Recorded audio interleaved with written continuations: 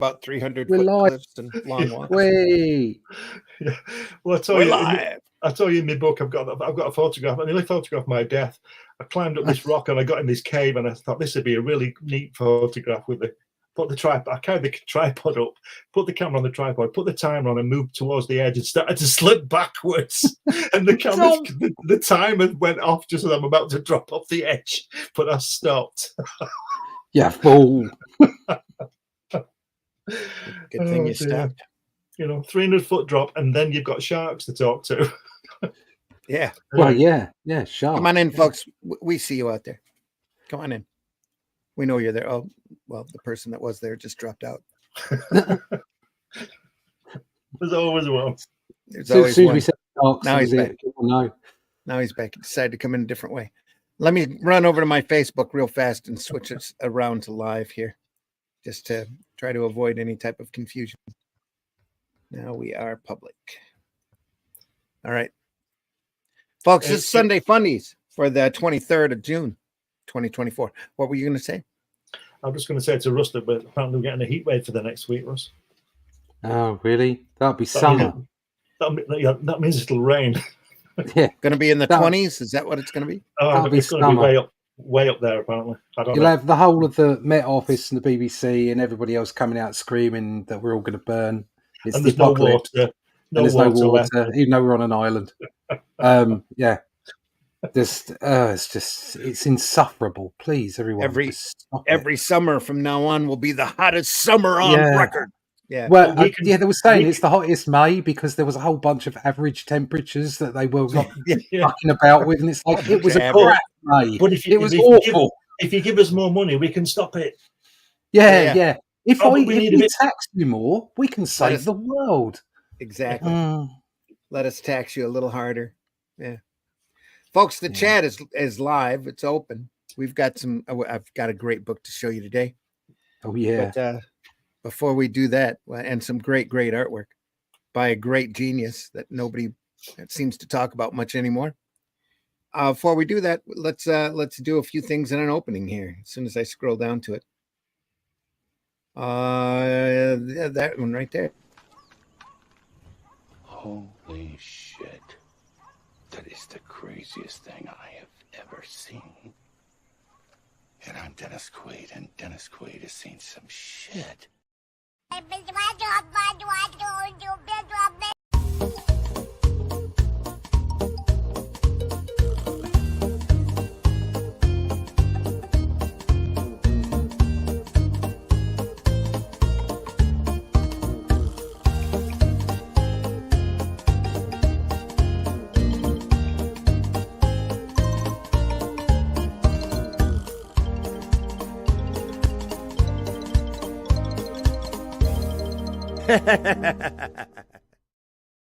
Hey, everybody. Anyway, Sunday Funnies, 23rd of June, 2024. I am your host, Randy Zimmerman. You can find my stuff, or a lot of it at least, over at arrowcomics.store. Arrowcomics.store. You can find books like The Fool over there, which is a nice lighthearted superhero story about a guy who fights street crime with practical joke weapons and just has a dumb sense of luck. We've referred to him as the rodeo clown of justice. Calico of Shard, nice fantasy book, crazy characters all getting together, trying to save their world. Paragon, another superhero story I'm especially proud of that has a great twist ending to it that I hope you'll read and enjoy. And also Alice in Chains, a young woman escaping from the lab she was born in and can shoot chains with little hooks on them out of the palms of her hand. Just for fun. It's a comedy. Anyway, it's a kind of a horrific story, but I'm really proud of it. Also joining me this morning is Mr. Glenn Fleming. Glenn, introduce yourself. Hi everybody, my name's Glenn Fleming. I'm a writer, artist, and publisher. You can find my stuff on Amazon and Fund My Comic, and you can get that from Fund My Comic, which is an annotated book about the origin of my character Hatch.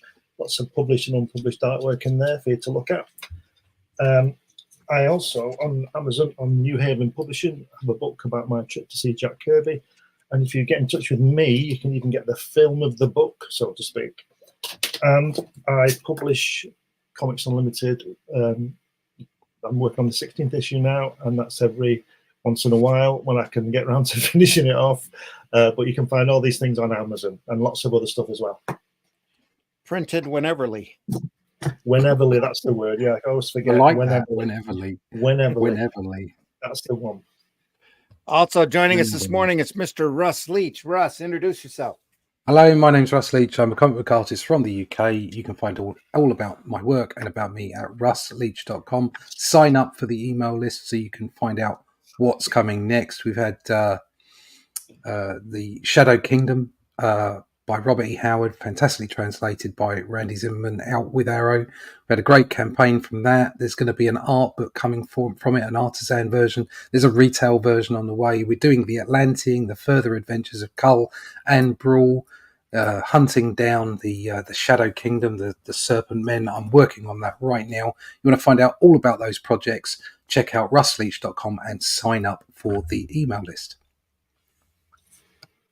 Absolutely. Today, folks, we're going to take a look at Plastic Man by the genius that is, or was, Jack Cole. DC Special number 15. I believe this is December 1978. If I'm not mistaken. What a time. What a time. 1971. Wow. What a time. And these are reprints of Jack Cole's original Plastic Man work from 1940 and 41. Absolutely fantastic stuff. If you don't know who Jack Cole is, you should. He did a lot early on, worked with Eisner in the Eisner studio, did a lot of work for Quality, a lot of work for Lev Gleason Publications. And after the Comic Code Authority went through and ravaged the industry pretty much of any book remotely fun or aimed at adults, he went on to become a cartoonist for Playboy, personal choice of Hugh Hefner. And had a good career when he had it. You know, he had just gotten a comic strip, Betsy and Me, that was in over 50 newspapers.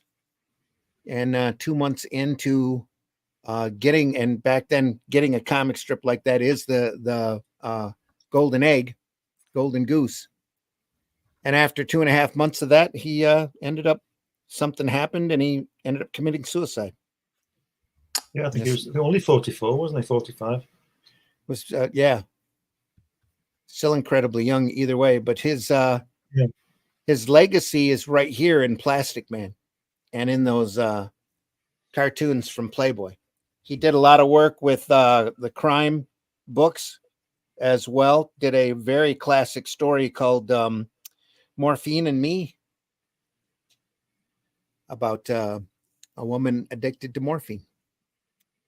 It was one of the stories that Wortham used as a bad example of how comics weren't for kids in Seduction of the Innocent.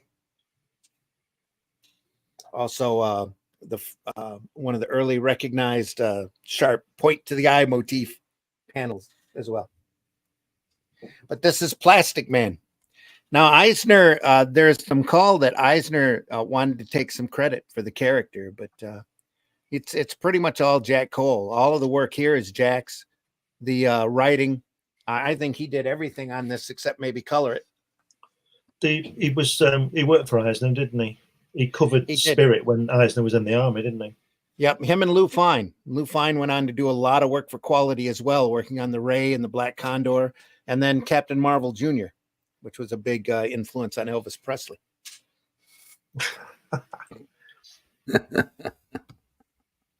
That's why he had that cape. He had Captain Marvel Jr.'s cape on his little white. It's true. His white outfit. Yeah, it's true. He loved Captain Marvel Jr. So he could perform the Wurlitzer song. He'd be a hero. Yeah. Oh, Captain Marvel has left the building. Huh?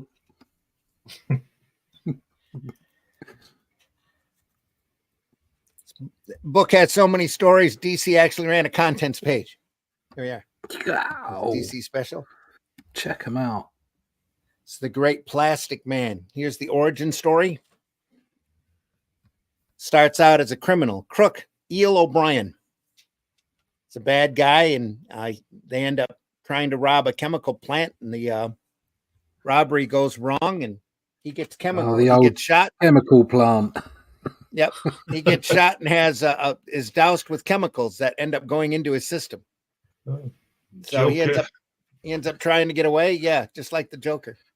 Ends up trying to get away, falls unconscious, wakes up in a monastery. As you You do. know, these old comics like this really make you smile because it's on the splash page there. It's got Plastic Man, right? And then on the next page, just in case you forgot, it says Plastic Man. Well, they threw this in because the dimensions for comics had shifted. I know. From the golden age to the silver age, and they had the space either top or bottom, and instead of leaving it blank, they just threw Plastic Man up there instead of trying to get fancy or draw anything else in there. In some of the super spectaculars, they'd actually put like little heads up here and explain who the character is before they ran the story. Come in handy. But yeah, he's at the monastery, decides to reform. And then he decides he can reform. Reform. Look at him stretching there when he wakes up. How good is that? And then he reforms. Yeah. What have I done to my face? Exactly. I'm stretchy. What the heck? Yeah. The acid. So since he's... Go ahead. I like the way it's worked out by the third panel. The acid, that's it. Must have gotten into my bloodstream and caused physical change. Like, oh yeah, oh that's okay then. These comics never wasted any time. No. That's why you've got what? I'm not knocking it. On a page. I'm not knocking it. I'm saying it's brilliant. The way it's just fun. That's why you got 10 panels on a page here. Yeah. So he decides to go after his old gang. He gets out and gets back with them, goes on a run with them, and he's going to foil the robbery. He says, look at that bottom panel there on the left. He says, now look, don't do nothing rash. We didn't mean to drive off without you. No, honest. Brilliant.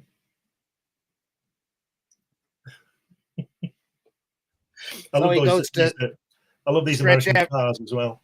Sorry, yeah. Go on. No, it's all right. He stretches after the criminals and they shoot at him. So he withdraws as they're climbing away. So the way he decides to capture him is he disguises himself as a rug. As you do. This as is you brilliant. Do. Yep. God. And back at this point, they didn't know what to do as far as his colors go. So half of his outfit is black and his leggings are red. And they finally get it down to a basic color scheme after this story.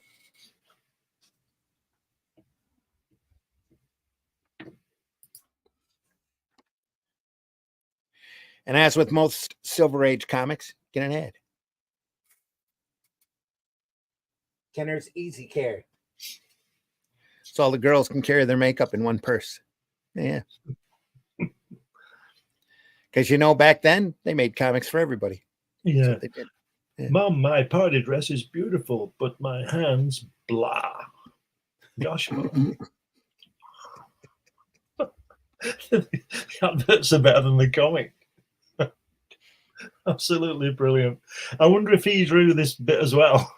No. This was done later. Oh, that's fantastic.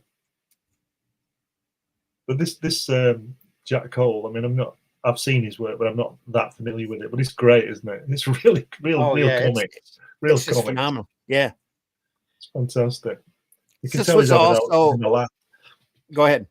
I'm just saying you can tell he's having a laugh. He's having some fun with it while he's doing it. And you can see the love in it. Yeah. He's just having a blast with it. HR's in the house, says hello with a few icons back behind. Yeah, they push him off the roof. Then they leave. There you go, buddy. Before this, didn't he do the comic that it was like Cyclops and he used to melt people? Yeah. No wonder that guy was after him in the mid-50s. He did some work around Archie, but most of his work was quality and Lev Gleason comics. Right. He refashioned the blue and red Daredevil, or he fashioned up the blue and red Daredevil. Had him fighting the Claw for quite a while. That Gleason's got a story as well, hasn't he? Claw. What? The Gleason's got a story as well with being looked into. Oh, yeah. He's got a history. They were printing superhero comics until it wasn't viable, and then they started printing crime comics, and they made a ton of money, which is pretty much how the Comic Code Authority came into existence. Yeah. Crime Does Not Pay, and there was another Crime and Punishment, I think it was called, that Lev Gleason did. They were moving millions of copies. Cole worked on that for a little while, too, on some of those early books. Wasn't as fun as Plastic Man, though. No, look at that. So he gets shoved off the building, so he just bounces on the sidewalk. Look at that car. Underneath that car, they could take it off. He goes, hey, I can bounce. Yeah. Brilliant. So he jumps back in and becomes their driver and then stretches his arm around and drops all the criminals off at jail while he drives off. Drops them all off at the police station. Suit, what's it saying there? Man of rubber, a plastic man. Plastic man, you're nuts. Plastic Man? That layout there's a real Eisner layout, isn't it, for Spirit? Yeah. Well, he picked up a lot from Will. You couldn't help it, could you really? No. And you'll see there's a lot of these splash pages like this for Plastic Man. It's very ingenious stuff. But Will was doing the Spirit quality was reprinting the episodes. And when Eisner went into the war, they were worried that he wouldn't come back and be able to draw. So they had Cole create another Spirit-like character. He created Midnight for them that they ran for many, many years. Same basic idea, even same basic costume. It's just the sidekick was replaced. Midnight had a little monkey as a companion, as opposed to Ebony and on the Spirit. Yeah. Look at that, November 1942. Yep. Great covers on those crime comics. Yeah, there are great covers. Fantastic stuff. We'll look at those eventually. We'll get around to it.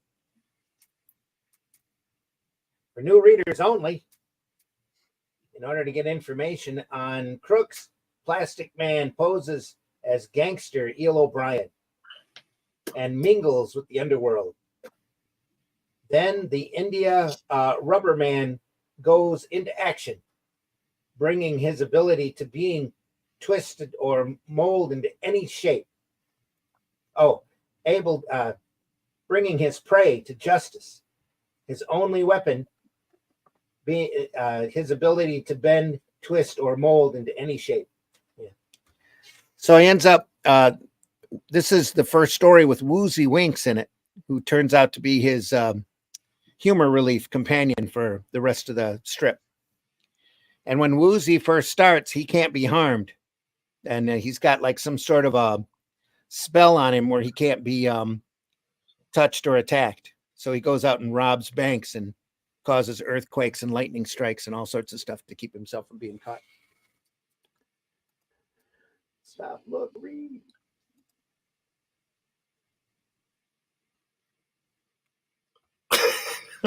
Help, I'm drowning. First panel. Our story begins as simple as this. Help, I'm drowning. Yeah, Woozy rescues this guy and he gives him a spell and tells him he can't be harmed. So first thing he does is for some reason in his canoe he's got a hammer. So he tries hammering his head. He doesn't feel Like the pain. you do. Like you do. Yeah. Oh, I can't be hurt. Whap, whap, whap. I guess so. But he says, I don't feel a thing, but then I could never could feel any pain in my head. Better pick a more vulnerable spot for the acid test. This is mad. So he flips a coin whether he's going to be good or bad, and the bad wins. So he goes off. I'm quite sure about his costume. Woozy? No, Plastic Man. Plastic Man. It's What about it? why is he covering his arms, but he's got a leotard on? Well, he looks sexy, doesn't he? It's that strongman motif again. Yeah, it's weird. Well, back then it was looked at as pretty normal, except luckily that means that Jack doesn't have to draw any toes. Yeah, That's all good. well, he's Plastic Man. He doesn't need toes. He doesn't need toes, yeah. Mm. So Woozy's destroying a statue. Plastic Man comes in. Look Or a at cop. him, but he cut his arm off. That's hideous. What's going on there? He's going to cut his arm off. He gets stopped before he does any real harm. This is crazy. He accordions Plastic Man by a bunch of falling boulders.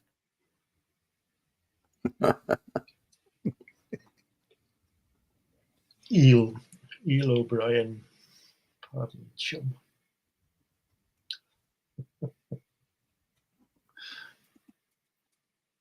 Eel ends up turning himself into the FBI and divulges who he is. So they have him start going underground as Eel O'Brien in order to catch the real criminals in the city. Like that's the FBI's job to do. HR says, okay.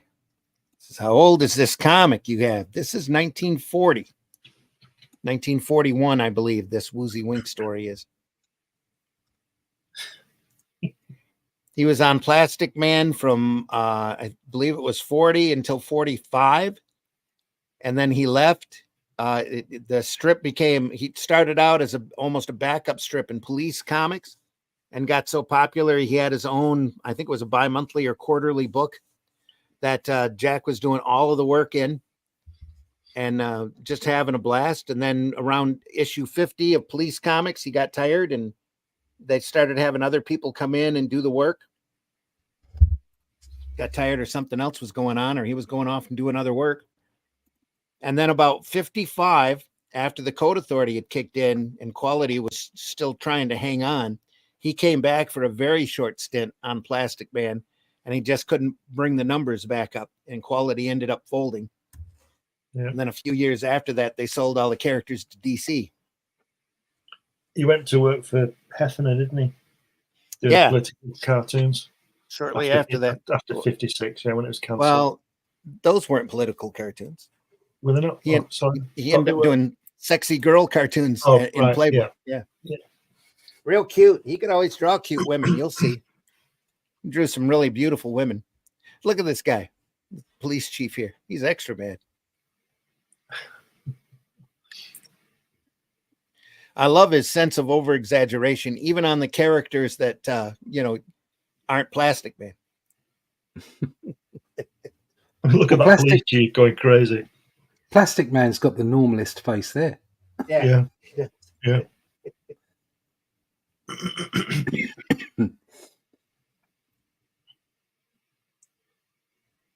Look at that face. They're brilliant, aren't they? Yeah, great and the one across as well on the other page. That's Stan Lee in the top left. Here? No. Here? No, there. Yeah. This is long before Stan had any kind of reputation, except for being a gopher. He was a gopher for Kirby and Joe Simon at this point. Simon and Kirby Studios. That's how they got in trouble. He went back and told his uncle that they were working for DC. Yeah, followed them, didn't That they were all right. They were working on Captain America, which was close to both of their hearts because they created the character, and Goodman took it right away from them. They went over to DC and made twice as much money.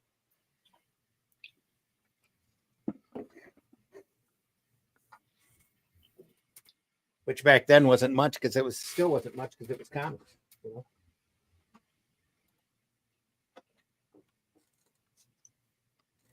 Blackie, come out. There's Blackie.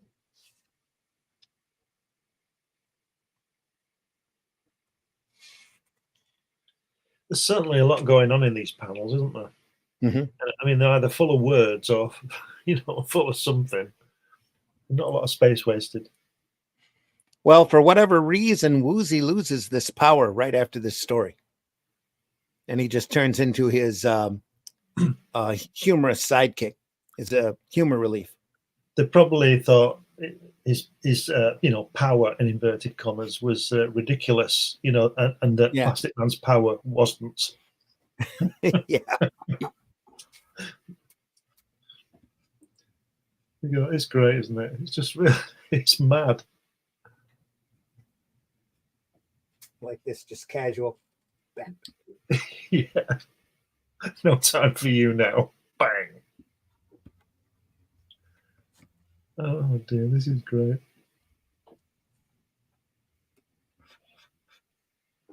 So anyway, they let Woozy off on Plastic Man's recognizance. So as long as he kept an eye on him, they'd let him go. Since he really didn't do anything serious. He was prepared to saw someone's arm off. Exactly. The guy's a psychopath. Yep.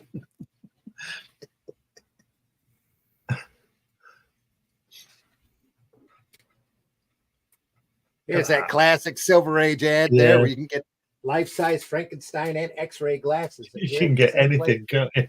Life-size Frankenstein and X-ray glasses. What's that at the top? A nuclear explosion, nuclear liquid or something, a cloud, it says at the top. What's all that about? Chemistry, probably. Chemistry set. Chemistry set. Create your own Hiroshima. Pretty much. You'll only do it once. It's another great splash page of a fiendish criminal selling Plastic Man as fashion material. And this is what, 49 now? Suspenders. Is it? Yeah, May in 1949. This is from Plastic Man number 17. Wow. That's bonkers, isn't it? Yeah. It's mad, isn't it? Chloroform there, he's got. What's all that about? He's stretching all over the place. This fella's crazy, this Jack Cole guy, isn't he? He's mad. It's fantastic.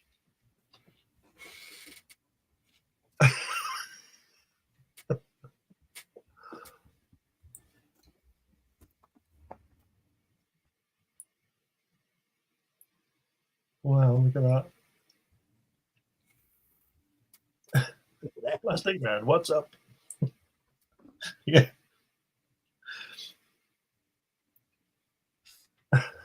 This is way into Plastic Man's run, where Jack's figuring out a lot about sequential art, and he's using Plastic Man as a sense of composition to guide your eye along the panel. Yeah. He's suddenly gone into that thick border mode. Yeah. Yipe.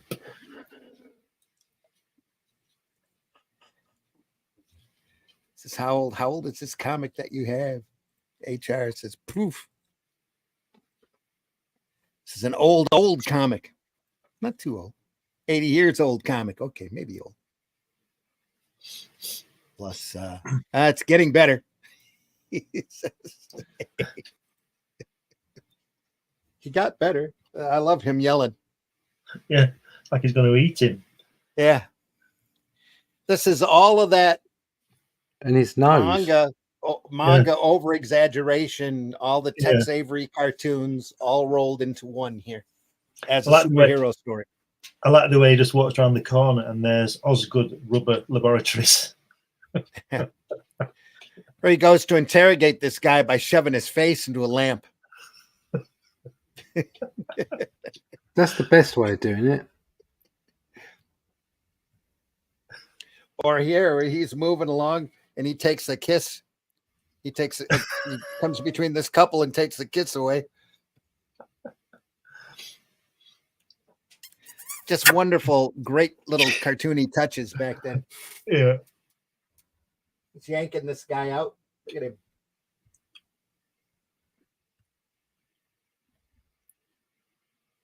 Yike.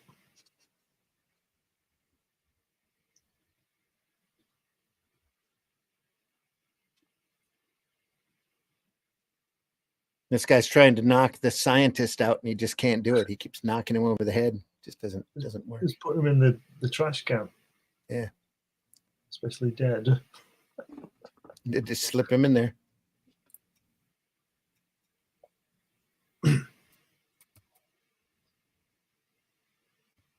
I don't want any eavesdroppers to hear us. So he starts whispering in this guy's ear, and his whole face disappears on the side of the guy's head. There's so many great touches here. Look at the panel above, though, the way his legs are bending wrong at the knee when he's lying on the sofa there. Yeah. The way his legs are bending the wrong way. Yeah.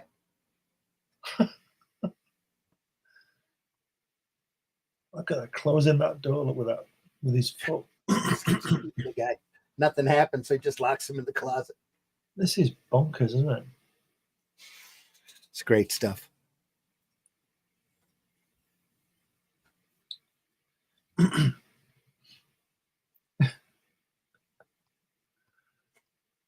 This is DC own this stuff, don't they? Yes, they do.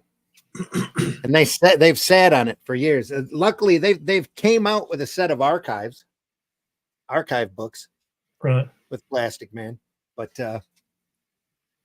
they could have been reprinting, and they've tried to bring Plastic Man back a couple times, but it just doesn't have the same flavor. Now, they got close. Joe Staton did it for a little while, and Hilary Barta, I believe, came in and drew a lot of it, and it was close, but it wasn't quite Jack Cole's material. I don't. And the sales on the book suffered once Cole left anyway. Go ahead. Yeah, I don't think people want this kind of humor anymore, do they? It's more slapstick, isn't it? I don't know. I mean, you and I would, but I'm talking about people who are 15, 16, 17, maybe. You're never going to know, because they're not trying anything new. They're just doing the same crap over and over again. Trouble is what counts as humor these days. Yeah. Here's how you can get free comics. Join the fan club. Anyway, back to our story.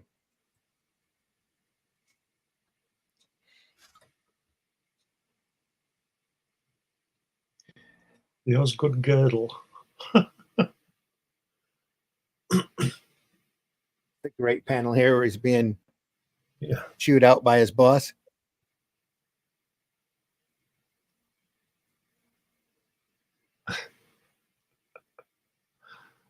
This is crazy. Look at him coming in the door and stretching his neck to look at the paper.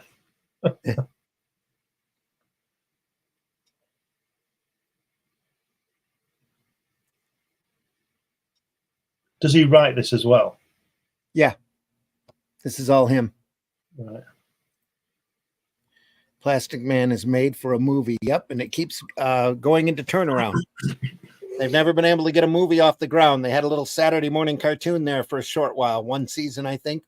Maybe two, because there's a baby Plas. That was a little bouncing baby boy, literally. I think it'd have to be a Pixar film, wouldn't it? I don't know it anymore. They've got the ability to film this live action if they wanted to, and just computer, generate the animation on it, like Pixar. It'd be great to see as a Pixar series of cartoons. They could take a bunch of the old Cole stories and put them together. They give it the same kind of presentation, approach as The Incredibles. Yeah. You could do all kinds of stuff with that. I mean, that's to go down as one of the best comic book superhero movies of all time. Mm-hmm. Just because it kind of got the right vibe, you know? Yeah. You see, they're adapting Watchmen again. What? Again? Stop it. What, for a live action? No, it's all animation. It looks like the comic. And this time with multiple voice actors. So they've split it up into 2 chapters. So hopefully they'll end up doing it justice. So who's doing that? DC. Oh, DC right. animation. Okay. Yeah. Right. That's how desperate DC is. Yeah. How are they doing it in 2 chapters? They're probably splitting it up, cutting it down the middle. Their best-selling graphic novel. Their best-selling graphic novels are those that were done 30 years ago. Yes. And now they're just going back to the well to do it again. Yeah. Instead of just, please, come up with something good, will you? Well, in my opinion, they haven't quite done it correctly. I mean, the movie got really close, but the motion comic is as close of an adaptation to the actual comic as there's been. I've not seen a motion comic of it. It needs a faithful adaptation with a set of character voices that match the characters instead of one person reading it. But I mean, you know, the live action one, it was only really the squid monster that they didn't get in. Yeah. Yeah. You know, pretty much everything else. Got really, you know, they got really close. And it's like looking at really Lord of the close, Rings. yeah. You know, Lord of the Rings is okay, it didn't get everything in, but to get that kind of information into like even 3 films was incredible. Yeah. You know, do they really think they're better at it now? I don't know. Here's a little bit of it. We can't. I don't think we can run it all. Someone's picking off costumed heroes. Oh. Maybe this was a political killing. No. Somebody knows why.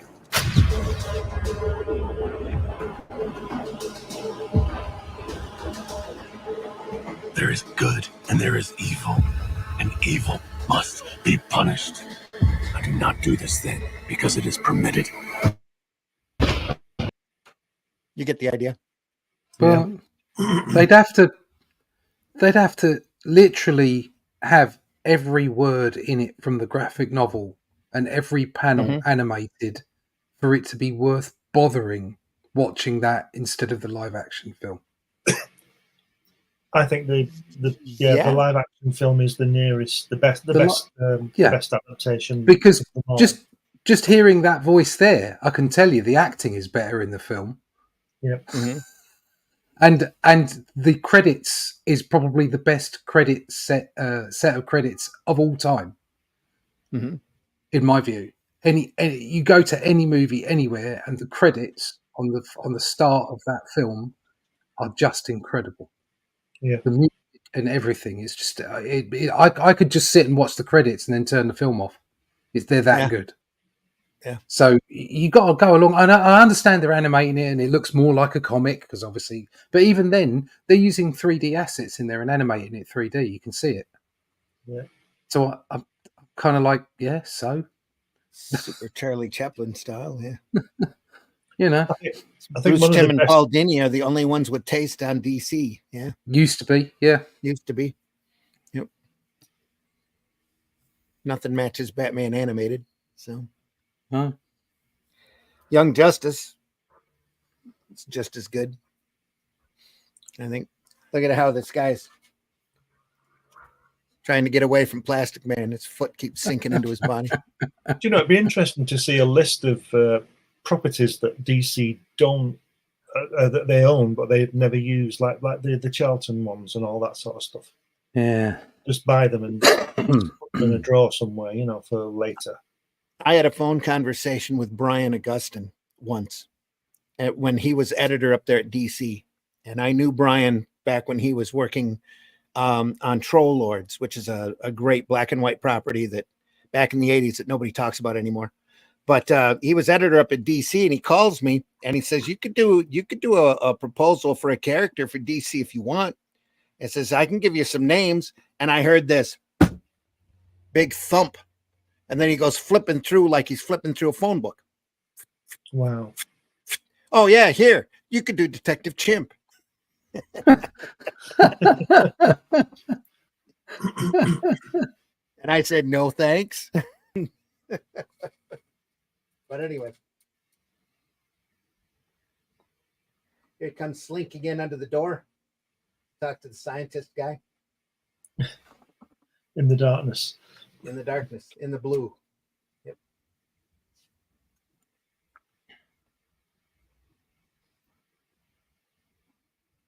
And this is a Silver Age book from all of the ads. Almost every other page. After a while.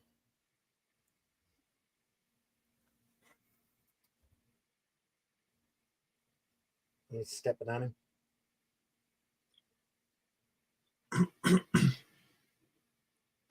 Looking for the evidence. He comes stretching out over the top of the door. Through the crack of the door. He comes moving out over here along the roof. Just hilarious. You know that advert there with that Lenny guy? When I see things like that, it makes me think, oh, I can draw. With Lenny, where? What? The advert. Oh, that, yeah.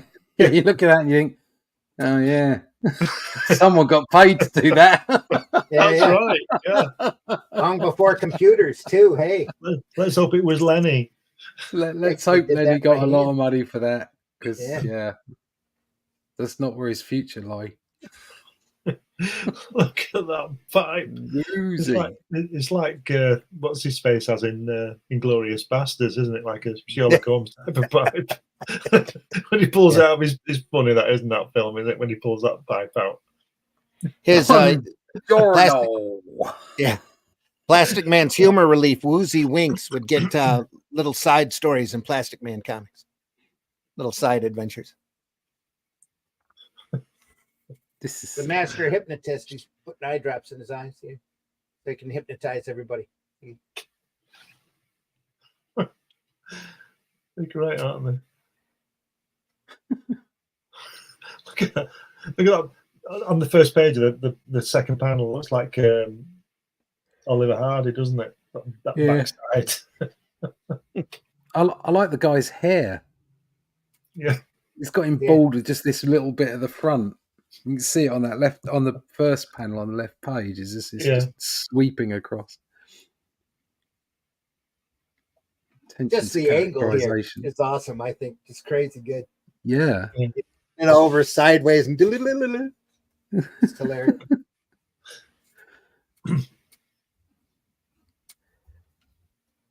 Great.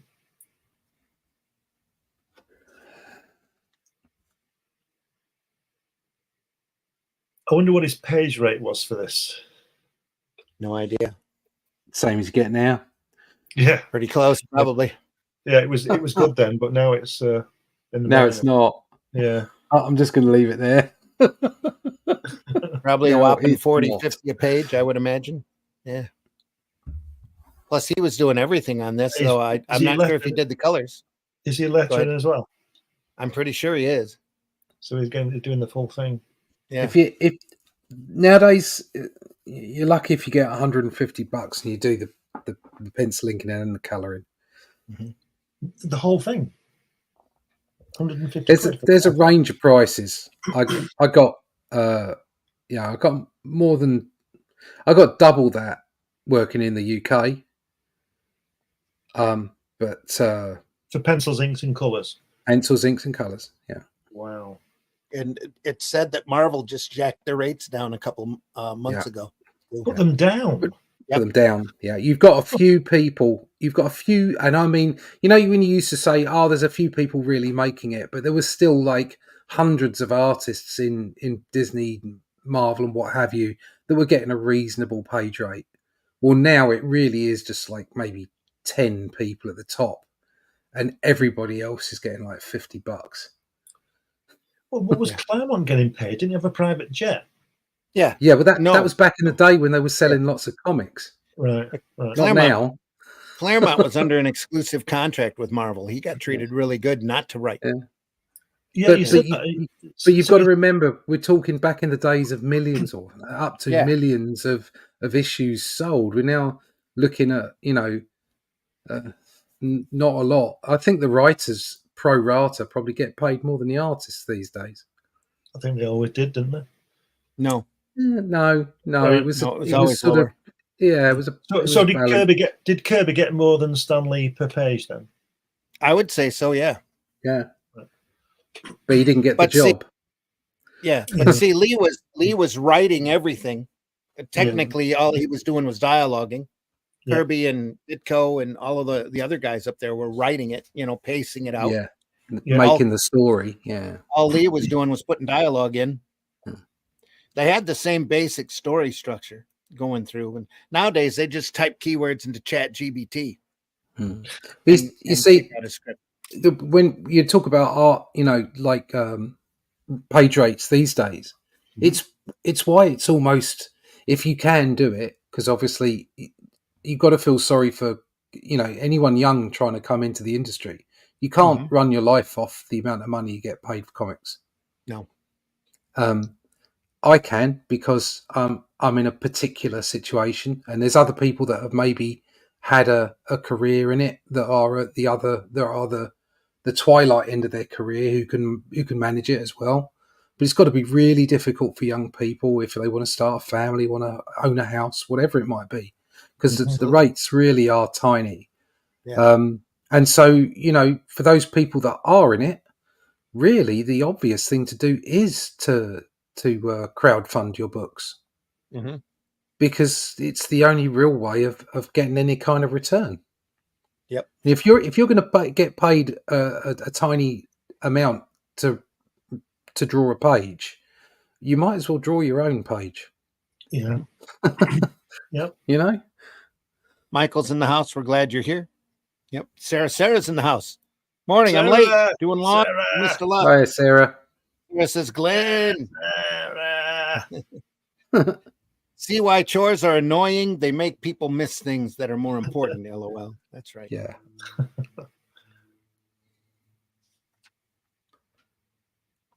Now you can be taller.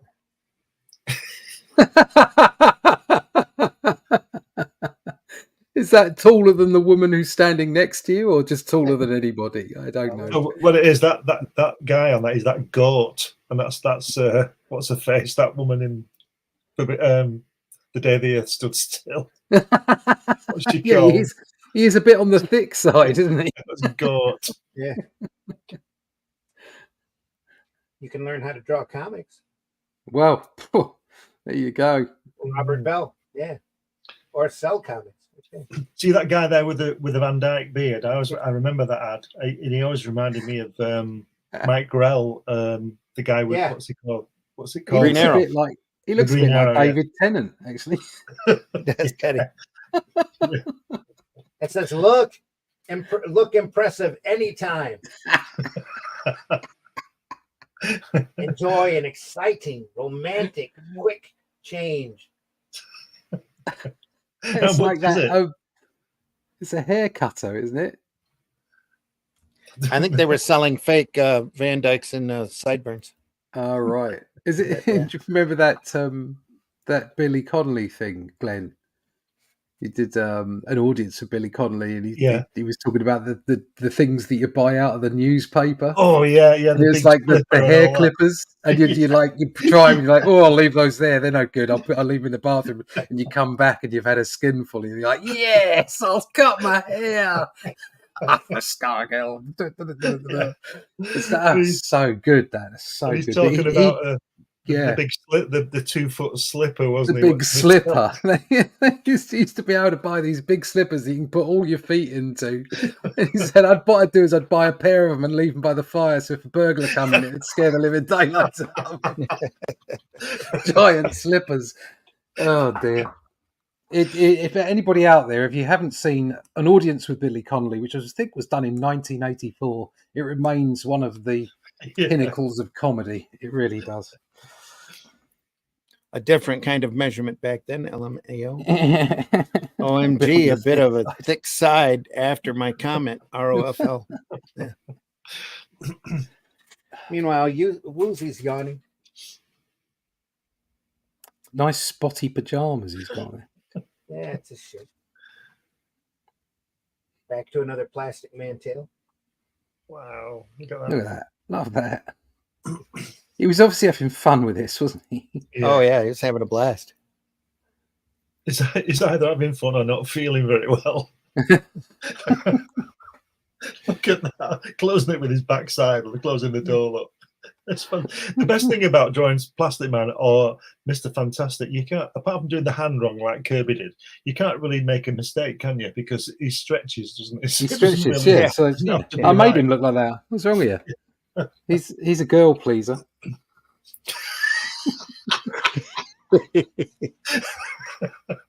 It's an old joke about twisting ears and pulling hair. It's an old code, sir, but it checks out. The old ones are the old ones.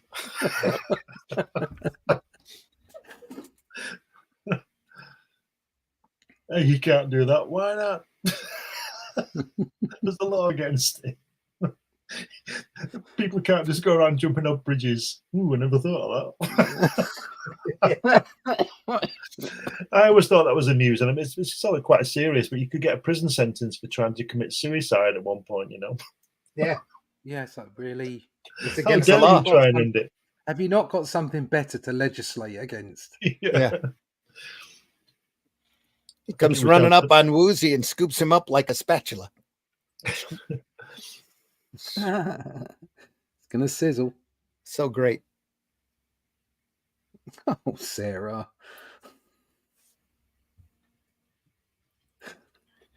So hopefully he's not too floppy when he stretches.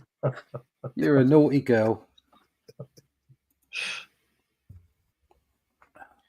They never got into that in the books. Good. Are the shades supposed to make him look cool? Yeah, absolutely. Yeah. What are you talking about? Does he have a secret identity?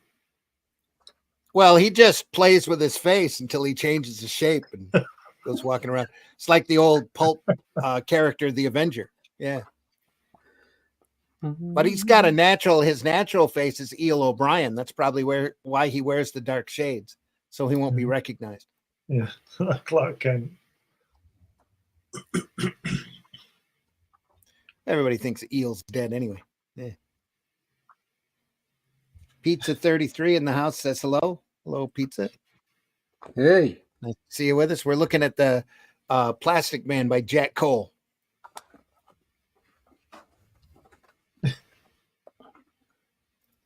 Somebody you couldn't quite never draw wrong. Look at that foot down here too. That's great.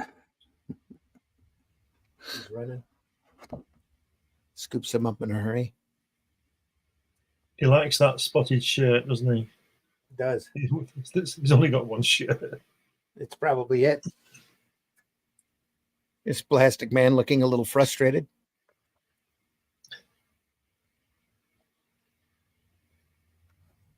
Look at that, a monster ghost, 7 feet tall, obeys your commands. One for only $1. Wow. Buy that for $1. I must admit that for $1. Yeah, I must admit when I was a kid, I wanted all these things. Like I remember asking my dad if I could sell grit, if we had grit over here, that newspaper. And he said, I don't know what you're talking about. They had 3 big drafting kits given to you. Right there. And you get a high-paid job in drafting. Yeah. I always wanted the X-ray specs. Yeah. So would you prefer to meet someone who looked like this? And just smacks him right behind the teeth. Look at that. I don't give up. Don't wake me up. Before you Just let me drink. He sends his teeth out here. Looks like an ogre. Then here he's looking at this Woozy being pulled away. He's looking at him sideways. Look at that. That's great. Beat it, Beetle, before I change my mind. It's crazy, isn't it? This Jack Cole guy. Yeah. He must be mad. So he goes driving off with Woozy. How do you think he chases after him? Stretches. I don't know. Go on. That's what any plastic man would do. He runs to the local chemical plant, fills himself up with helium, and goes swimming after him. Of course he does. Of course he does. Oh dear. This is a good place to drop off Knothead. Drop off Knothead, I should say. Poor Knothead. He must be 800 foot tall. They don't see the huge Zeppelin swimming after them. I'll just dump him off here. Wow. Yeah. Look at that. Is it a bird? A blimp? No, it's Plastic Man. Look at that. Oh, that'd hurt, wouldn't it? Splitting a boulder in two with your head. Yeah. Oops. You're breaking rocks for the rest of your life. You better get used to it. He subdues the most of them by deflating, though, right into their face.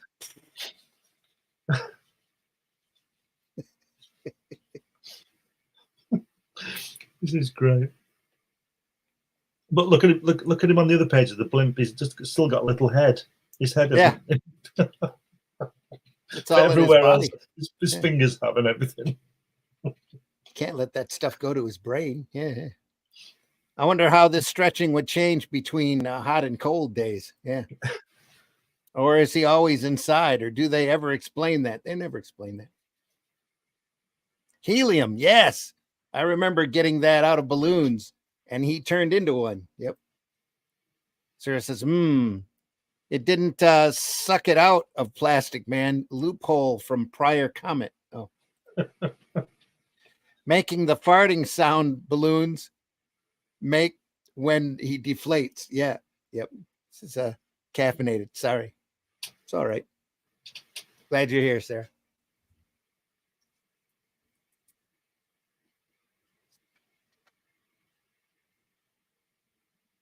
DC sweeps the ACBA awards, which are no longer around. Yeah.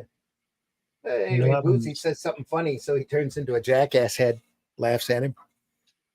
That's funny. Oh. Oh.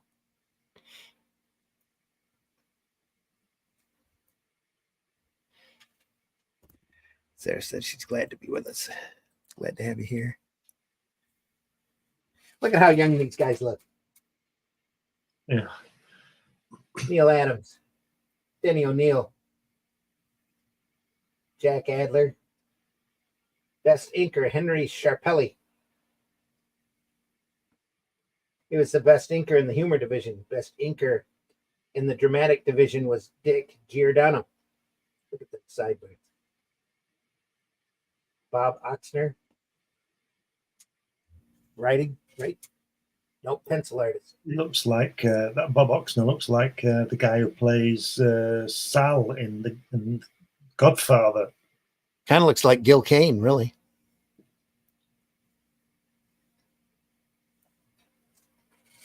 Binky and Debbie. Couple more ads. Red Baron Hot Wheels.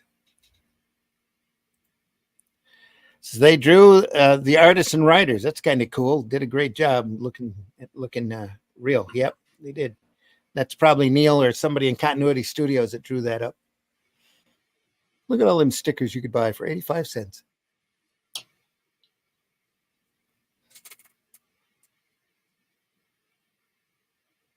Red Baron.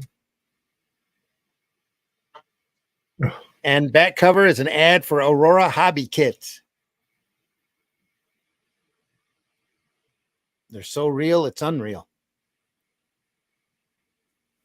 Ooh. Is there an adult comic for the Playboy Bunny? Is this an adult comic for the Playboy Bunny? No. There was a Playboy Bunny. Did I miss something? Oh, here? Yeah.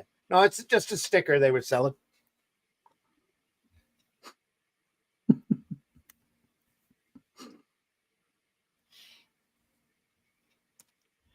Now, since we've got a little bit of time, we're only barely an hour in. Like to turn to the archives. The archive book. A Plastic Man, 5th volume. Police Comics number 51. Look at that. By the 5th issue of Police Comics, Plastic Man was their lead feature. Because he became so That's some popular. sharp inks there. Within a couple, that's all coal there. Within a couple of years after that, Plastic Man had his own title.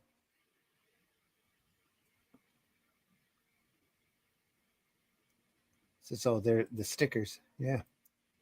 Oh, it's the time period now that people would get out of sorts having a Playboy bunny sticker and an ad for a comic. I don't know if they would or not, but that's what they used to sell that image all over the place. Playboy did. That was their iconic image at that point. People get bent out of shape for all kinds of stuff nowadays. Yeah. For no good reason whatsoever. Wow, nipples. Look at that. Plenty of people get bent out of shape about that as well, I think. Yeah, no wonder he's stretching his head. The granite lady. Yeah. They're granite nipples, all right. Look at them. I first read this story in let me reach it here. This book, Comics, The History of Comic Books in America by Les Daniels. Yeah. Only it was printed in black and white, actually in gray tones and sideways.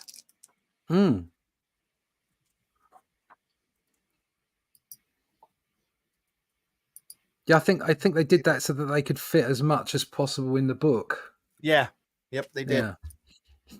But here we have it in sharp color. Reproduced really well. HR says, okay. And says, that's exactly what I was thinking. I have no idea what I can or can't say at work without offending people or making them feel uncomfortable. It's insane. Best way to do that, Sarah, is not to talk. Just do your work. Yeah. I have to say, Sarah, I feel, like I was saying earlier, I feel bad for younger people because I'm completely unemployable now. But I am at that age where, I don't give a shit anymore. Yeah. Because I'm unemployable, there's nothing anyone can do to me. You're not going to get the sack, are you? Yeah, I'm not going to get the sack. And don't forget, Sarah, if you don't talk to anybody at work, somebody will be offended. That too. All those guys are worshiping that granite lady. That all fits into the story. I'm not surprised. And it starts out with a guy about to jump off a bridge that Plastic Man saves and asks him what's going on. Jumps off a lot of bridges. This feels almost a bit Hergé. Yeah. I know what you mean. Doesn't it? It feels a bit Tintin-esque. Yeah. There's a lot of there's an overriding theme of suicide in Cole's work. Well, we know what happens. And not just that, but his dad and his brother have killed themselves by this point as well. Oh my God. So he made the hat trick. That's why his death is really shrouded in a lot of mystery and conjecture. But it seems that mental illness did run in the family. So well, it's probably hindsight, but you can sort of see it in his work, can't you? Yeah. A bit odd. Just shouting. Yeah. But these drawings seem a lot simpler, and I don't know whether it's because the colouring and the papers changed, but the style seems a lot simpler than before. It seems even more focused. Yeah, and yeah, it's just like I was saying, it's got aspects of Tintin in it. It's just some of the styles, and it's. This is one of my biggest complaints about these archive books. You pay $50, you get nice slick color, nice slick paper, nice slick printing, but sometimes the reproduction on these comics are just direct tracings. Yeah, and you lose the line quality and you lose the heart out of the artist that was doing the work to start with. Luckily, Cole is so powerful. All they had to do is follow his basic lines, and they'll get it down. So this has been recolored, hasn't it? Yes, I think it's been recolored and it's been re-inked, retraced Wow. off of the original. That must have been a job for someone. Yeah. Well, in the later volumes, like I got a volume of leading comics. It's got the 7 Soldiers of Victory stories in it, and it's just atrocious. It is the crappiest looking, and you can tell all the artwork's been traced in it, just really badly. These have got a lot of nice quality to it, and again, it's because of Cole, and Cole is so stylistic and such an individual look to his stuff. You can't trace it and be wrong, you know. Yeah. And you still get that heart and that look. I looked this story over real close before thinking about presenting it today, because it's got a lot of really great elements in it. Like here, this is obviously a Jessica Rabbit. Yeah, I'm going to say influence right there. Film, yeah, Jessica Rabbit, yeah, screams it. Yeah, this guy explains to them that he's madly in love with this nightclub singer, and that he threw himself off the bridge because she denied him. Yeah, but you would be, wouldn't you? She's gorgeous. Yeah, everywhere she sings, and she sings really badly. Everybody's in love with her. It's Carmine Silver in Hello Hello. When she comes and out, he leaves him up outside the nightclub. And that I will sing for you. Yeah. And they all run. And even Plastic Man can't believe how pretty she is because he pinches himself. Because holy crap. Yeah, pinch. Yeah. But look at the use of the panel here. Just amazing. Yeah. You know, you get that full body here. He could have cut that off if he wanted to, but no. And the full shot here, great. Full shot here, great. And the middle panel of the last section, the light on her leg. Mm-hmm. Yeah. And he's got his spotted jumper on again. Woozy's there just losing it over as well. Yeah. No wonder she works here. Her voice is awful. That face. What a figure. Sarah says the shadowing does look good. Yeah. Yep. Yeah, that's great. So people would know something was up if I wasn't speaking at work. Half the time I hear what I say the same time as the others do. Good Lord. Yeah. Just be careful. He's there admiring her. He starts pulls Woozy out, starts pulling people out of the club just to get them out. Just be you, Sarah. Just be you. They're all under spell. He's finding different criminals that are there enticed by her spell. Oh, this guy's wanted. He's got a blackjack here. Mickey the Goon. Mickey the Goon. Mickey the Goon. Charlie the Choker. He's just wheeling them in. Not one of them even reached for a rod. Amazing. The guy goes, "Can I kill myself now?" He goes, "No. I'll talk to the beautiful lady. Maybe she'll have a kind word for you that ought to help." Says, "You're wasting your time, Plas. She's a heart of stone. I ought to know." That's not even a half a profile there. Yeah. That's crazy. So this mad scientist dude is trying to get her affection as well. And he came in with a hypodermic needle. To knock her out and take her away. Yep. Yeah. I might have skipped. That's pretty dark. To knock her out and knock one out. Nope, I didn't. Oh, he went there. Yeah.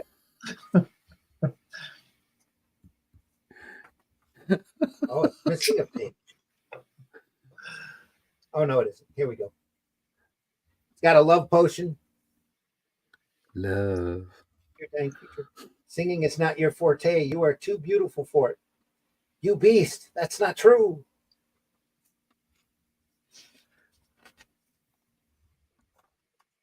She shuns him, slams the door in his face. So Plastic Man goes in, tries to talk to her, doesn't get anywhere. Even though she fawns all over him, he barely gets away. She gets ticked at him. The mad scientist dude is done with a love potion. He's going to go work on something else. See at the top where she's grabbing him there, then the next panel he's leaving. Well, if it was animated, she'd grab him and then it would say, several hours later. And then he'd be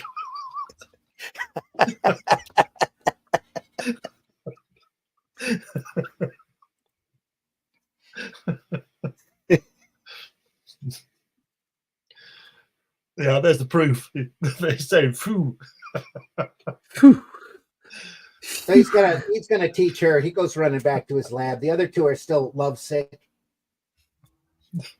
What's that a Marty Feldman thing, Russ, when he says he goes to see his friends died in the RAF, and he goes to see his wife, and he says, I held her roughly 3 hours. Marty Feldman, Jesus. That's something Groucho Marx would say. Yeah. Marty Feldman. He's fantastic, isn't he, Marty Feldman? Whoa. Look, if you've dreamed up a fancier way of killing yourself, I won't hear of that either. Just forget it. No, we decided it'd be better to pine away. We'll simply die of unrequited love. I said, now you've got something. In that case, we can go.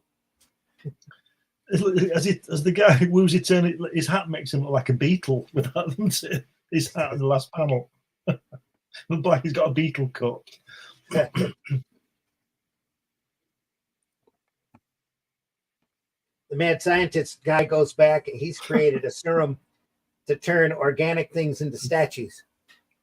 Oh, God. So he's going to go make the girl a statue because if he can't have her moving, he can at least admire her as a statue. Oh, dear. So he injects her. And he says, haha, it worked, but she's still mobile. She's still moving. Now she's made of stone. On that, when he's got the hypodermic on that second page at the top, it looks like he's Zaphod Beeblebrox with two heads, doesn't it? It's like he's got a head stuck on the side of his head. One over, next page. The top panel on the second page. Over here? Yeah, looks like there's a head that ends with the ear, and then he's got another head sticking on the side of it. Oh. Yeah, it's his comb over here. Yeah. He's got a crown with a comb over. Yeah, she's mad now. So now she's going to decide to use it to her advantage. So she goes to get a higher rate for singing, and they kind of laugh at her for not being able to hold a note. So she takes out the look at her smacking that woman in the face. the fat lady. Wham! Oh, She ain't singing no more. yeah. Nope. Bam, bam, Bam. You're made of stone. You're made of stone. You'll kill her. That's my intention exactly. You pig. You never turn me down. You pig. This fella's crazy.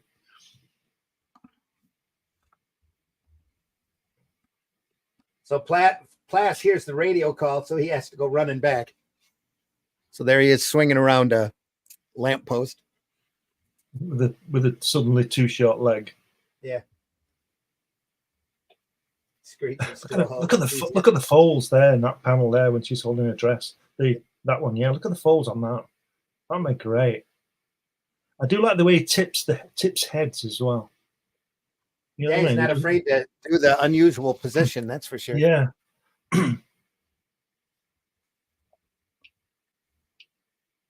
So the cop goes to stop her. The guard goes to stop her. And bullets just bounce off her. So she smacks him on top of his head.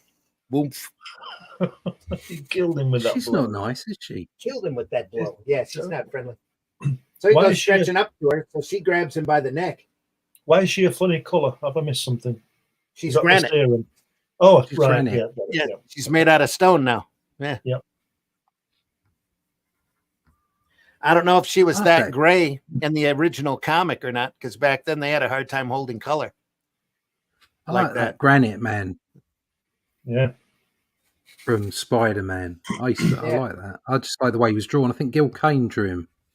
Lava Man or Well, it Great Gargoyle? Oh yeah, Grey Gargoyle. That's it. Yeah, Yeah. I love that. So she goes to choke him. So he's trying to get out of that chokehold. So he catches a tool truck driving nearby and pulls out a drill. As it does. As it does, yeah. Your last breath, Plastic Man. You are finished. Ha ha. Now, where's he going to put that? Where's he going to put that drill? He drills her. Stop it. You line them up, I'll knock them down.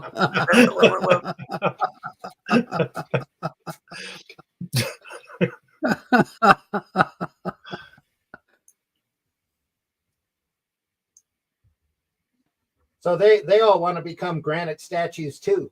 So Plastic Man stops them so that they can be with her. He knows that there's an antidote. He's going to have her take it. So he gets to her dressing room before she gets there and turns into her nightstand.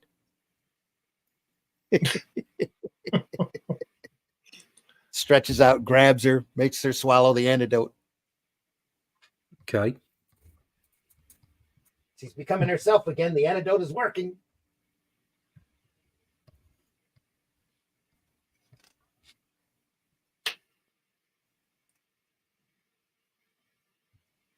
And they go right back to the same situation they were at before.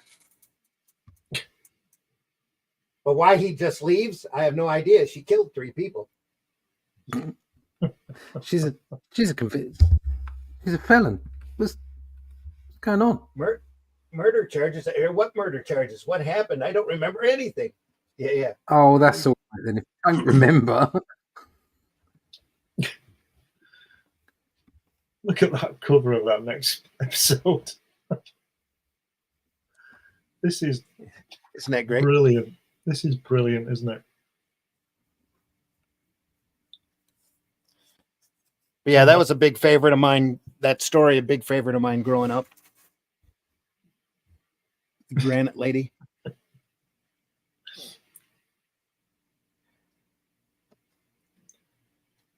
Oh, she didn't kill anybody. That's why, because it says on the paper, 3 victims of Granite Lady will live. Doctors find none of fractured skulls will be fatal.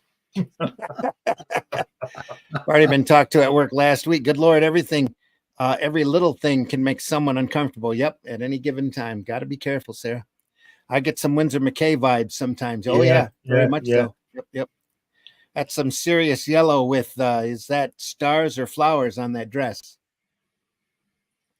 Yes, the folds are amazing. Yep. What the deuce is he doing to her on that second page, bottom left panel? I don't know. What are we talking about? Was that where he was drilling her? Yeah. He was drilling. I think it's that page you just went past, isn't it? Right there. There, no, down the bottom left there. What's he sticking in her mouth? Yeah. That's the antidote. Yeah. Oh, right, okay. Making her swallow it. Here, let me get that out of the way so you can see it better. It says antidote right there on the bottle. Oh, right, okay. Yeah. Oh, the antidote. Yep. So I love when you point those things out. I didn't notice that he was the tent to keep them dry until you said something. Oh, yeah. Re-up drilling her.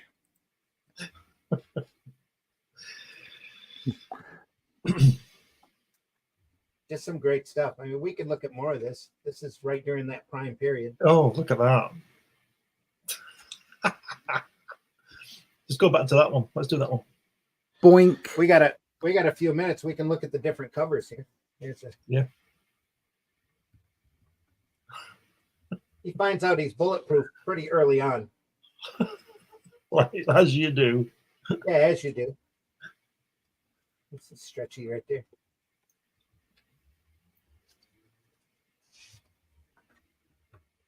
That's the one we already looked at.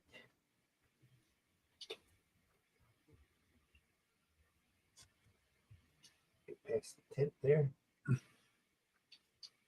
Wow, look at That's that. kind of fun. That's like sort of a Prince Namo type of pose, isn't it? With their legs. Golden Age America's ass right there. Yeah. Yeah. I wasn't going to say anything about that, but there you go. Yeah. Pretty great. saggy and not very good. Yeah.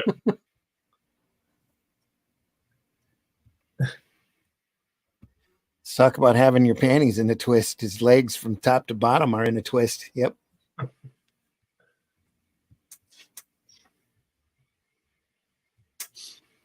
It's stretching out the window.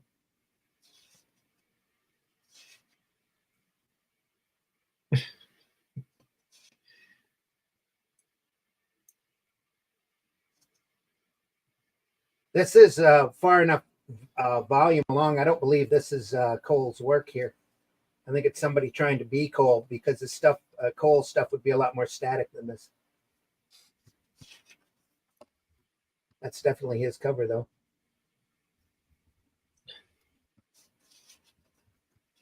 Dr. Erudite. There's a couple stories in this book that he didn't draw. This looks more Yeah. like his stuff, though. Yeah. It's stretching around these guys with his legs. Don't go away. I'll be with you in a minute. Yeah.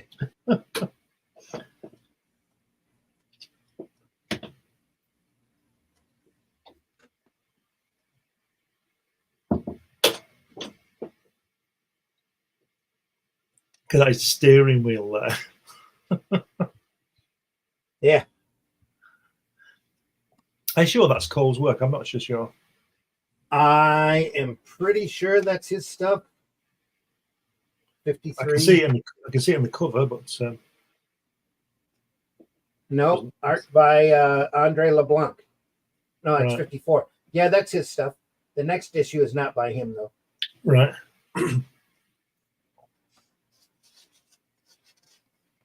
He must be getting tired at this point or something. Because a lot of that, you can see a lot of the whimsy and a lot of the joy is out of it.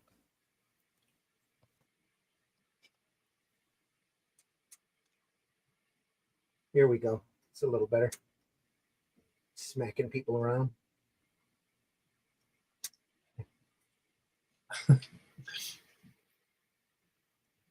That's better.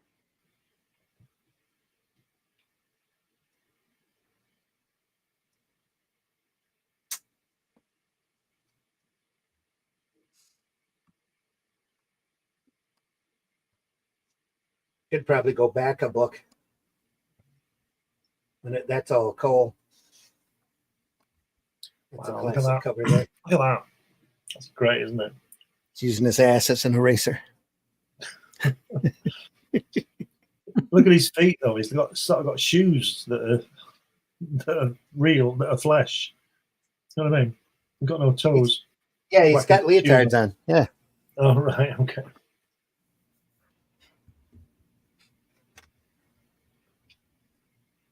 Wow. That's not his work.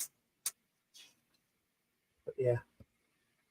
I wonder if they're from his layouts, because the layouts look pretty similar. Could be. They're trying to do his stuff because his stuff is so popular. They're trying to copy his style. Might be. Let me look. 54 isn't his. Yeah, 55 is his. That's where we're at now, I think. Nope, that's 54. Next one is his. Get through here. There he is, being a boat again. Cloud. Oh yeah, yeah. You can tell that's his stuff here. Sleepy Eyes had villain in his bones. Puts people to sleep.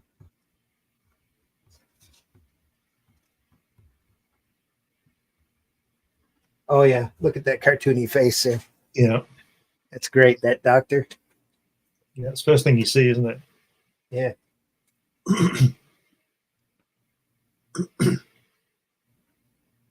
What is he doing? Torturing him. Trying to wake him Looks up. like he's kissing him. He's looking down his throat here. Oh, What's the diagnosis? He's still looking down his throat. He said, "What's the Doctor, diagnosis, please, doctor?" no tongues.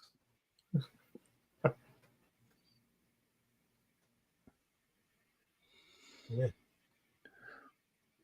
Amazing, incredible. It's a diagnosis, Doc. The man's asleep. I know that, but why won't That's he the wake up? diagnosis. It's passed out. Why won't he wake up? Now there you've got me. But I'll find out. I'll call in Dr. Teen, Dr. Green, and Dr. Zine, specialists all. Uh-oh. The safe's been cracked.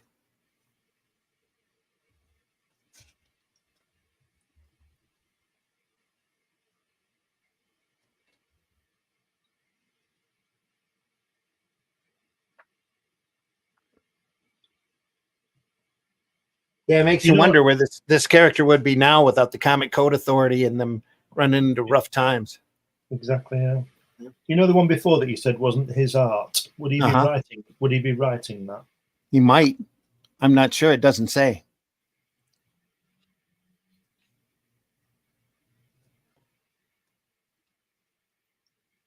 Sarah says, talk about having your panties in a twist. Yep.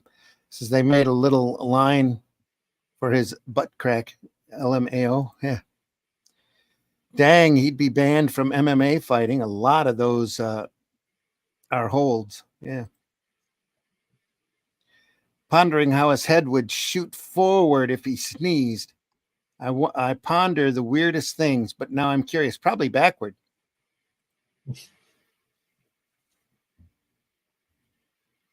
Wouldn't be one you want to see with a cold. Look at him with all that money stuck down his trousers. He's got Jack Kirby trousers on. Yeah.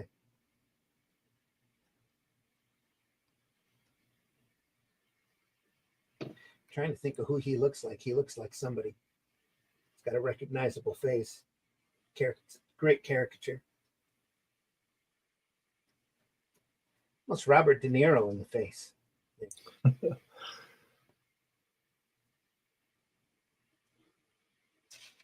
Robert De Niro would be about 8 when these were coming out, wouldn't they? At least, yeah. He gets out by putting everybody to sleep. Whack.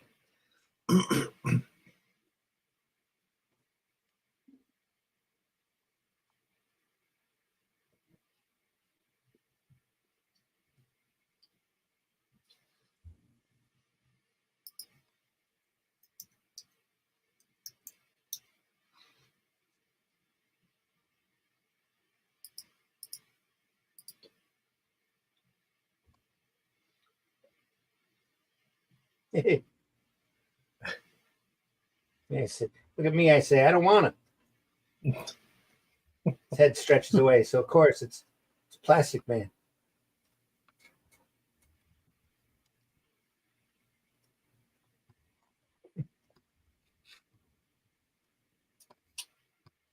He's trying to wake up with all that coffee.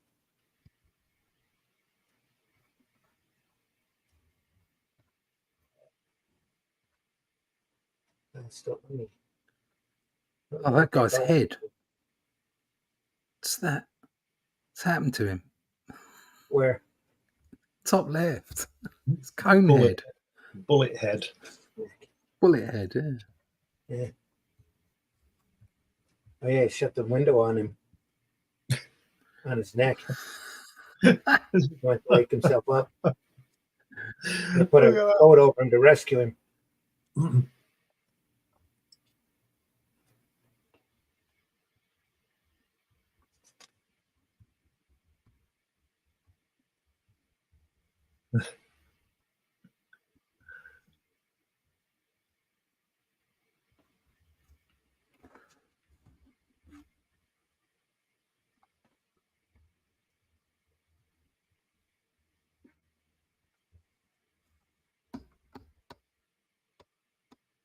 I thought he was as sleepy as possible to start with.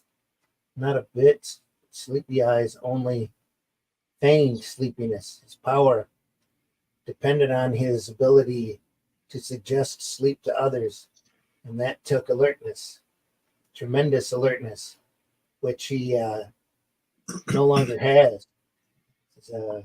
Where he's going, he'll be better off without it.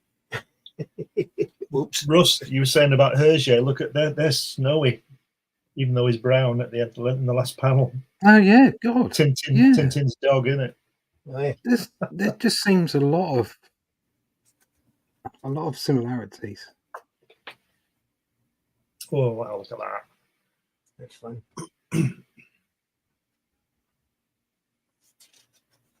Again, it's slightly different style.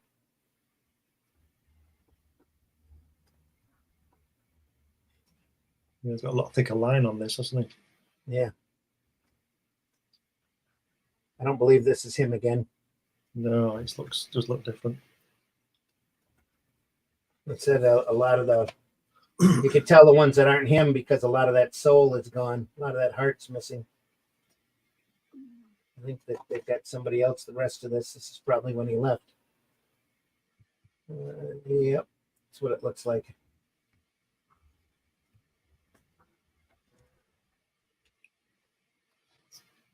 See what the cover looks like.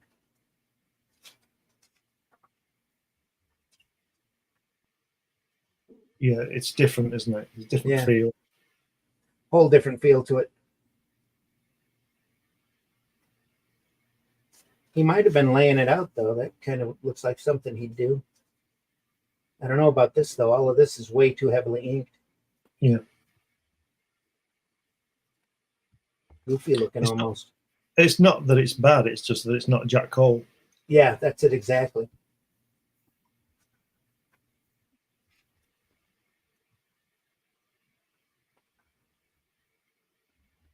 The woozy story. Must be an issue of Plastic Man we're into now. Yep, there's the letters page, or the prose page. That looks like a creepy cover, doesn't it? Yeah. There's something about it that's really odd and dangerous. The flame and the guy, has he got a knife? Grab him, that's kind of fun. Yeah, this is really somebody different here.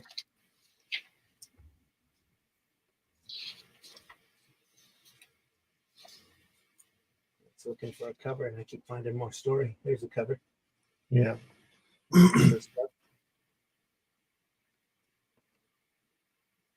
Plastic Man foils the Yes Man.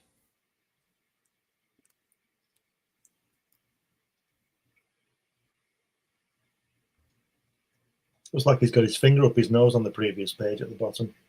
Damn, dang. Pondering how his head would shoot forward if he sneezed. Interesting. I've never read any Plastic Man comics. I've seen them, but I've never picked any of them up.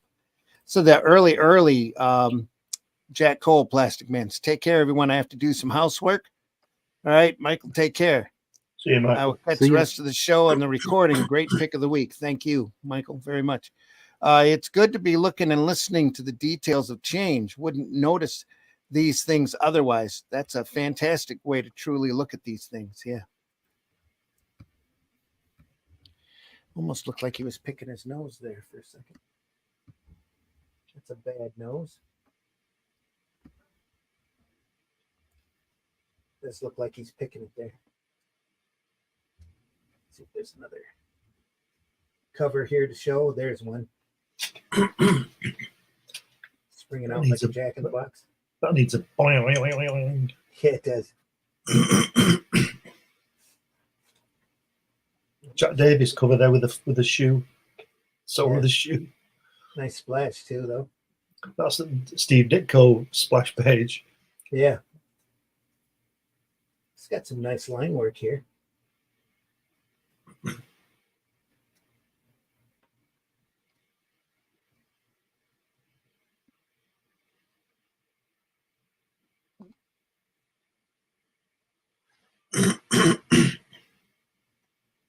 classic cover. Knocking him around. Keeping a stick. Fights the Green Terror. Let's see if any more of these stories are Cole's. I think he's pretty much done. Yeah, he is. His covers still might be his, though. Yeah. Might have done a bunch of them up in advance before he left. Wow, look at that. Green Terror. Still fun stuff, even though it's not by Jag. Still some nice, great touches here.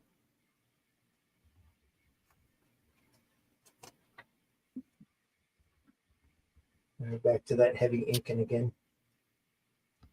That might be the people that are tracing this too. You never know with these archives.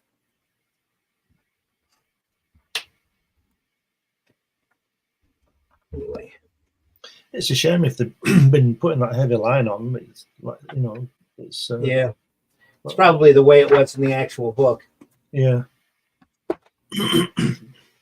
Plastic Man, folks, by Jack Cole. Great stuff. If you want to learn more about Jack Cole and his work, there's an excellent book out by Art Spiegelman. That is Jack Cole and Plastic Man. It's got a couple of examples of his storytelling in it.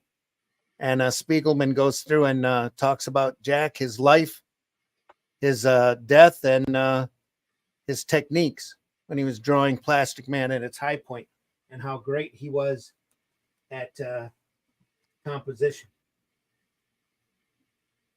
There's a couple of great stories in it. All Jack Cole material. Some of it's yellowed on purpose to make it look like there he is there as a young man. It's back in the 1940, I believe.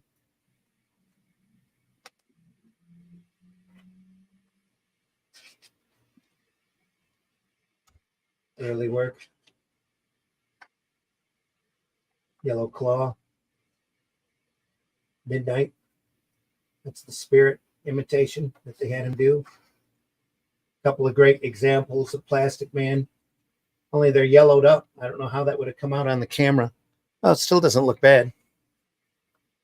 No, it looks okay. In fact, it probably looks better for it.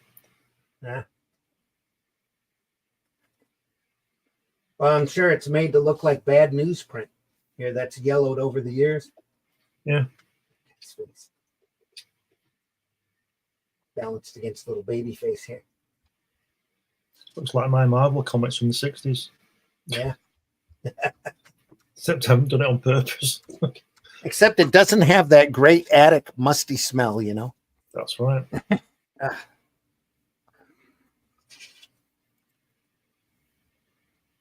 cool. It's bumping you right over to the next page.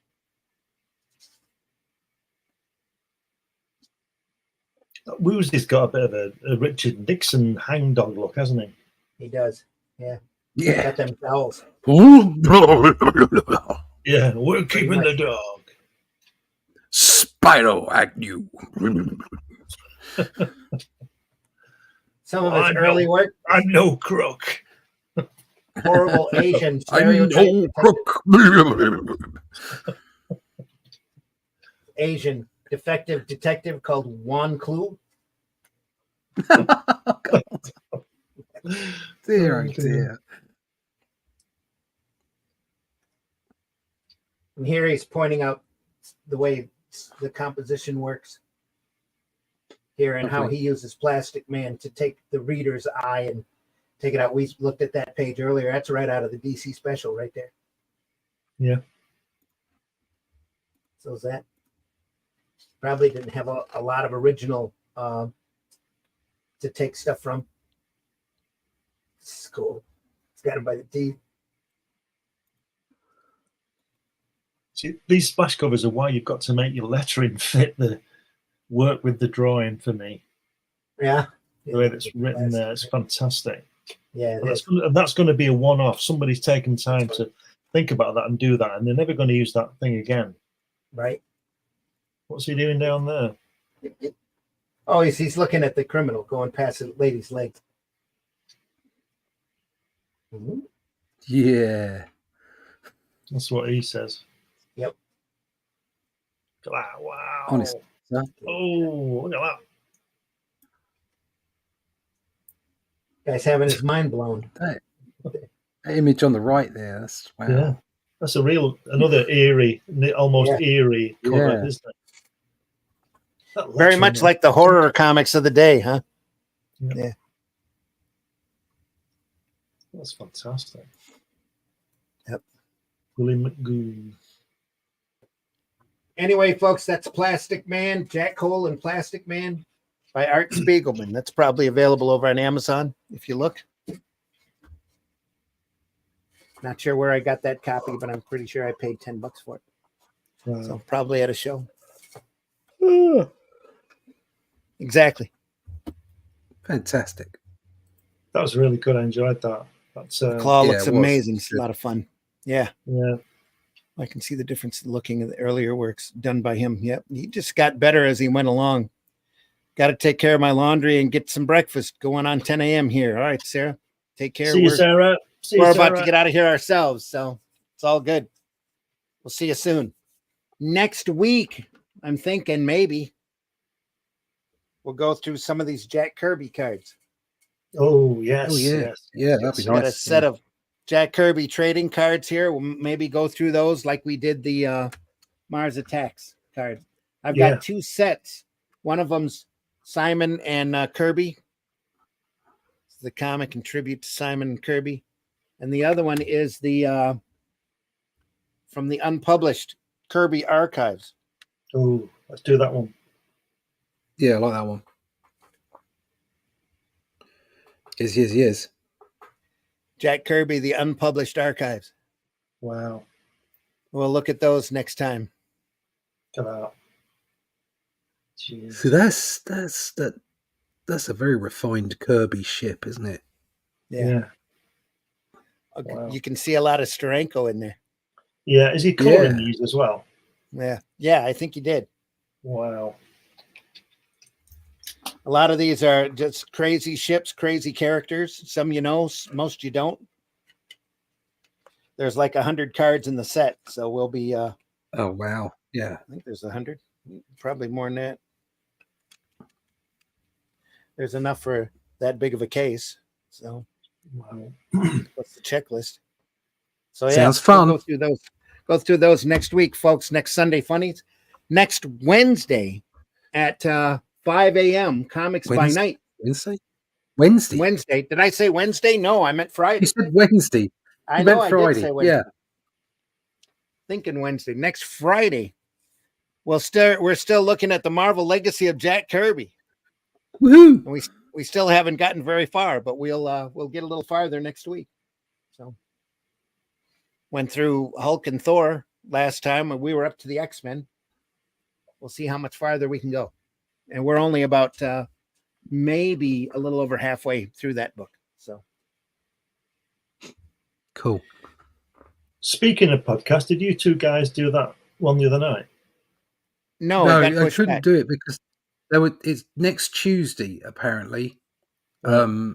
Because the guys that do their podcasting were in an area that was affected by floods in Brazil. Oh, So right. you know, they just had it was just awkward. So they've asked us to do next week. I was So, going to say, if you did, drop the link. So yeah, we Oh, will. yeah. We will. Yeah. Definitely. Yeah. Russ, tell folks how they can find you. You can find me at russleach.com. You can see things like this. There you go. I'll just present what's going on at the moment. Currently, we're putting together character drawings for the Atlantean.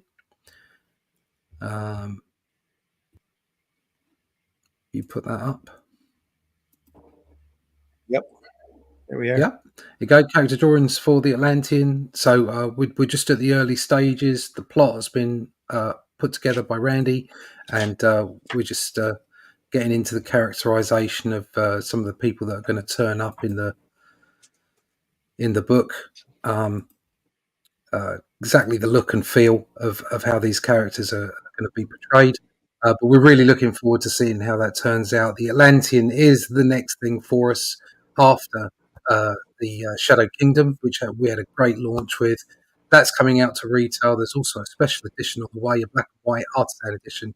Anything you want to know about any of these books, you're going to find out from the newsletter. And the only way to get that is to sign up to my email list. You can find that at russleach.com. It's really easy to sign up. I don't fill your inbox up with toots, just once a month to tell you what's going on with the latest projects. So sign up, email list, russleach.com. Do it today. Do it today. Now. Yeah. Do it now. Do it now. Glenn, tell folks how they can find you. Yeah, usual places. On Randy's show on Friday and Sunday. Sometimes on Luke's show on Thursday. And you can find me on Instagram, Facebook, all over the place. Most of my books are on Amazon. Magazines are there too. And you can just put my name in Google and I'm sure something will come up. I'm on YouTube and also I'm all over the place. Seek and ye shall find. There you go. And folks, I've been your host, Randy Zimmerman. You can find my work over at arrowcomics.store, where we have a subscription service where we offer our library for anybody who wants to subscribe for as low as $5 a month. And it's an ever-growing digital library for you to enjoy. Plus, there'll be new editions popping in all the time. So it's arrowcomics.store. Go over there and take a look. While you're at it, go over to fundmycomic.com and take a look at Hatch Annotated. While you're over there, take a look at the other great projects that are available over at fundmycomic.com. A lot of great books there. A lot of just super reading and a lot of fun. So we want you to buy alternative and independent comics, especially ours. So, and if you get a chance, visit your local retailer. You don't have to buy the modern stuff. If you don't like it, don't buy it. But there's all sorts of other great books there, especially if your retailer has extensive back issues. Take a few hours and go through there. You'd be surprised at what you'll find. So many great comics out there. We'll never run out of material, even though we're doing this twice a week. We're never going to run out of stuff to show you. We wouldn't run out of stuff if we were doing it every day, would we? So much great stuff. Yeah. No, we probably wouldn't. If this was our job, if all we did was our job was to come on for a couple hours a day and show you fantastic work from back in the day, we'd never run out. No. But I'd also be incredibly happy. So yes. We show off our stuff at the same time. Yeah. All right, folks, that's it for today. We'll be back next Sunday morning at 9 a.m. for another Sunday Funnies. We're going to look at some Kirby cards. Friday morning, 5 a.m. Comics by Night. We'll finish that. Finish that Kirby Legacy, Marvel Legacy book. And there's so much more to show you. New Gods coming, more Mobius coming, more Kirby coming, just right off the bat that I can think of. And a lot more on the way. If there's anybody out there you want us to take a look at, make sure you drop us a line. We'll do this book at some point as well. Oh, there you go. Yes, we will. This is a beautiful book. Beautiful. So The Art of Big John Buscema, right there. Classic stuff, folks. So much great comics. If you love comics like we do, this is why we do this. Is because it inspires us. It's literally the art form that we love. And if you enjoy comics as much as we do, go out there and tell your friends. If you like this program, go out there and tell your friends. Tell them to pay attention. We are archived over at the Comic Book Black Belt YouTube channel, the Randy Zim YouTube channel, but most especially over at the Indie Comics Network YouTube channel, where there's a lot of other programs by a lot of other people who also love comics almost as much as we do. And you can go over there and see that we've got over a year and a half, I would think, at this point, of Comics by Night, over maybe 2.5 years of Sunday Funny programming over there. Great interviews with like Trina Robbins and the Arrow Comics crew over in a classic section, and just all sorts of great stuff for you to listen to. And we hope you go over there and enjoy the archives over there, Indie Comics Network YouTube channel. So, and as well as our prospective YouTube channels as well. We know the majority of our viewers are after the fact. We deeply appreciate you as well. Make sure you leave a comment, a like, whatever interactivity or activity that you can on those pages, even if you hate us. Throw up a don't like if you want, if you have to. Do that. Any type of reaction to these videos just helps our algorithm. And we deeply appreciate you. We appreciate you stopping by. Take care, everybody. Any last words from anyone? Leave this industry in better shape than what you found it. Remember, hate and create. Which isn't too difficult. Not too difficult anymore. Nope. By independent comics, especially ours. Yeah. Yep. Enjoy this stuff, folks. Make sure comics make great gifts. Anybody out there that's a reader is going to love reading comics. So we'll see you soon. Take care, everybody. See you on the next one. That's what Danya. Yeah. Oh, what's Gary get to say? Maybe if you use that voodoo witchcraft on your own trade, you'd find somewhere on the other end of the snake pit. I mean, do you know what a revolutionary soldier looks like? Have you seen photographs? Have you seen paintings? Have you seen charcoal sketches? I haven't seen them either. He hasn't seen.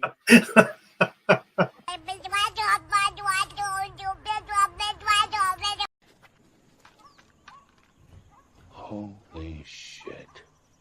That is the craziest thing I have ever seen. And I'm Dennis Quaid, and Dennis Quaid has seen some shit.